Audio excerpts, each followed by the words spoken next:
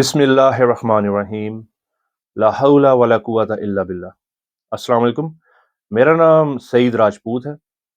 आज की वीडियो भी हज़रत आदम के ही मुतल्लिक है और इस वीडियो में हम ये जानने की कोशिश करेंगे कि क्या वजह है कि हज़रत आदम को बगैर माँ और बगैर बाप के तसव्वुर किया जाता है, और ये कि क्या ये तसव्वुर दुरुस्त है।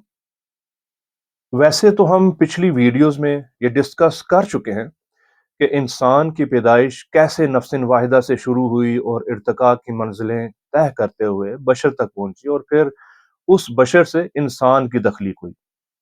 लेकिन अवाम में ये बात राइज है कि हज़रत आदम अलैहिस्सलाम को अल्लाह ताला ने ख़ास तौर पर तख्लीक किया, जिसे अंग्रेजी में कहते हैं स्पेशल क्रिएशन।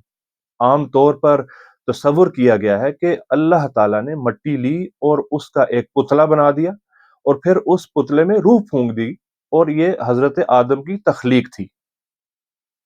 पिछली वीडियोस में हम ये डिस्कशन भी कर चुके हैं कि बशर जिसमें रूह फूंकी गई थी वो एक जीता जागता हैवानी वजूद था।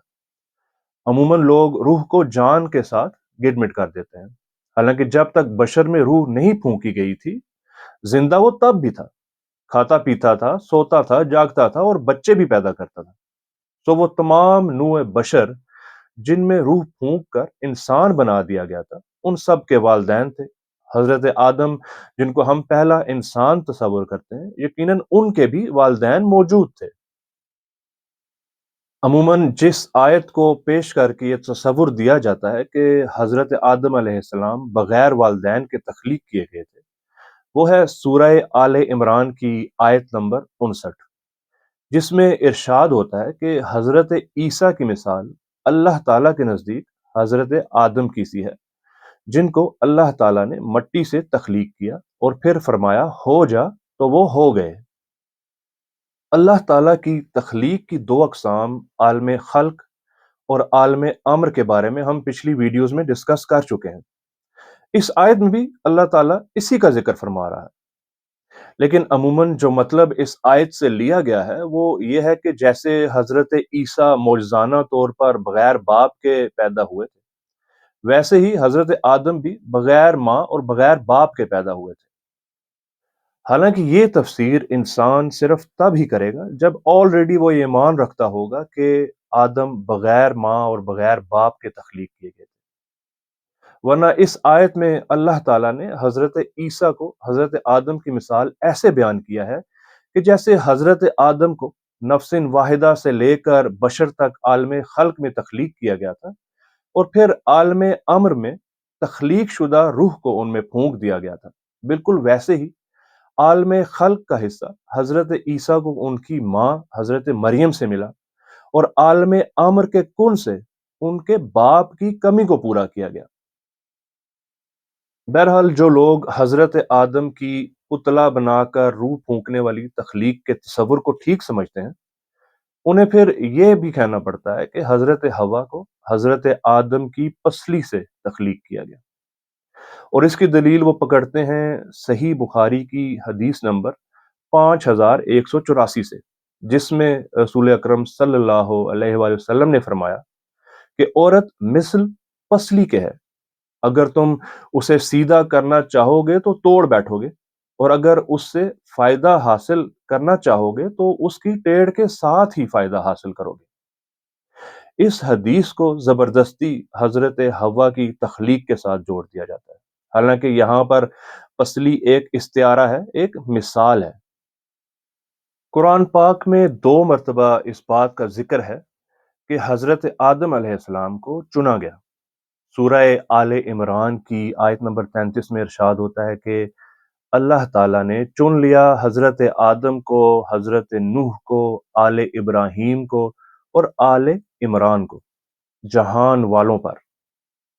और सूरह ताहा की आयत नंबर 122 में हजरत आदम के लिए इरशाद होता है कि अल्लाह ताला ने उन्हें चुन लिया और हदायत बख्शी। ये दो आयत वाज़े तौर पर बयान कर रही हैं कि आदम और हवा अकेले नहीं थे। इन आयात के अलावा भी बहुत सी आयात हैं जिनसे आया होता है कि उस वक़्त हज़रत आदम और हवा के साथ और लोग भी मौजूद थे। शायद एक पूरी कम्युनिटी थी। عربی زبان کی گرامر میں واحد جمع یا سنگولر پلورل تھوڑے سے مختلف ہوتے ہیں۔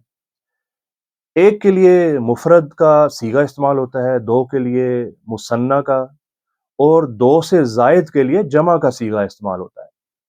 اب یہ بات اپنے ذہن میں رکھیں اور دیکھیں کہ جو آیات میں آپ کے ساتھ شیئر کر رہا ہوں ان میں مثنیٰ کا یا دو کا صیغہ نہیں بلکہ جمع مطلب دو سے زائد کا صیغہ استعمال ہوا ہے۔ نمبر ایک، سورہ طٰہٰ کی آیت نمبر 123 میں جب اللہ تعالی حضرت آدم و حوا کو جنت سے اتر جانے کا حکم دے رہا ہے تو وہ دو کا صیغہ نہیں بلکہ جمع کا صیغہ استعمال کر کے کہہ رہا ہے کہ تم سب یہاں سے نیچے اتر جاؤ۔ نمبر دو، سورہ ہجر کی آیت نمبر 39 میں شیطان کا قول نقل کیا گیا ہے، جب اسے راندہ درگاہ کر دیا گیا تو اس نے کہا کہ میں ان سب کو بہکاؤں گا۔ یہاں پر اس نے جمع کا صیغہ استعمال کیا۔ نمبر تین، سورہ آراف کی آیت نمبر 16 اور 17 میں شیطان راندے درگاہ ہونے کے بعد اللہ تعالیٰ سے کہہ رہا ہے کہ میں ان کو سیدھے رستے سے بھٹکاؤں گا۔ حالانکہ بات صرف آدم و حوا کی تھی لیکن شیطان نے یہاں پر جمع کا صیغہ استعمال کیا۔ نمبر چار، سورہ طٰہٰ کی آیت نمبر 24 میں اللہ تعالیٰ جنت سے نکل جانے کا حکم دیتے ہوئے فرما رہا ہے کہ تم انسانوں میں بعض کے دشمن ہو۔ بے شک حضرت آدم ہی انسانوں کے ریپرزنٹیٹیو تھے جن کو فرشتوں نے سجدہ کیا تھا۔ بے شک حضرت حوا حضرت آدم کی بیوی تھیں، اور بے شک ان دونوں کو اس باغ میں رکھ کر امتحان میں مبتلا کیا گیا۔ لیکن جب یہ سب کچھ ہو رہا تھا اس وقت اور لوگ بھی وہاں پر موجود تھے جن کا ذکر قرآن پاک میں واضح طور پر آیا ہے۔ یہی بات ایک اور آیت سے بھی ثابت ہوتی ہے۔ ہم یہ جانتے ہیں کہ حضرت آدم و حوا میاں بیوی تھے، اور میاں بیوی کے لیے قرآن پاک کی سورہ بقرہ کی آیت نمبر 187 میں ارشاد ہوتا ہے کہ میاں بیوی ایک دوسرے کے لیے لباس ہیں، مطلب ان کا ایک دوسرے سے کوئی پردہ نہیں ہے۔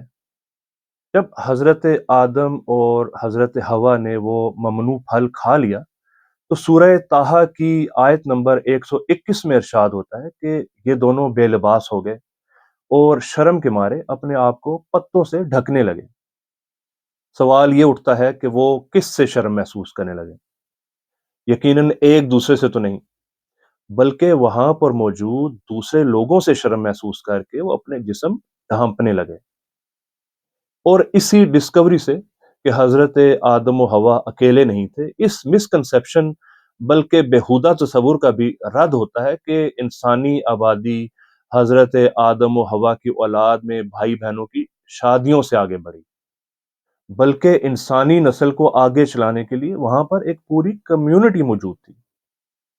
قرآن پاک میں حضرت آدم کے دو بیٹوں کا ذکر ہے، حابیل اور قابیل، لیکن حضرت آدم کا شجرہ نسب جس پر تقریباً اجماع ہے اس میں ان کی اولاد حابیل، قابیل اور شیز گنے گئے ہیں۔